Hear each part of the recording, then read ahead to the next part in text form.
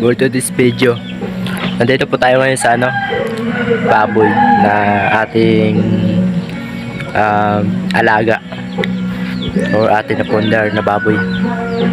Papakita ko po sa inyo guys, buntis po siya. Mga tropa, malapit na po yung mga anak. Kuha na po sa mga ilang araw na po, baka 3 araw mga anak na yan. Ay sana marami po siyang anak. Yun guys, tsaka nagpapasalamat kami dito kasi nagpapasalamat ako gawa nagkaroon kami ng baboy na inahin sa awa ng Panginoon, mga anak din siya. Yan. Ay ito lang po ang aming kulungan guys. Yan.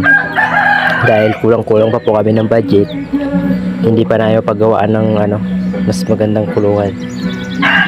Kaya kapos-kapos sa budget, kaya pinagtiisa muna namin ng puro kawayan lang muna. Maliit. Tsaka mayero naman siya guys, kalahati mayero. Tapos yun dito, so walang yero. Tapos nga pala guys, ito pala yung aming isang kulungan. Pag nanganak na po siya, ito na yung maliit namin na kulungan. Yan, dito po namin ilalagay yung anak niya, mga big niya. Yan. So guys, update ko na lang po kayo kapag makikita na natin yung biig niya pag nanganak na.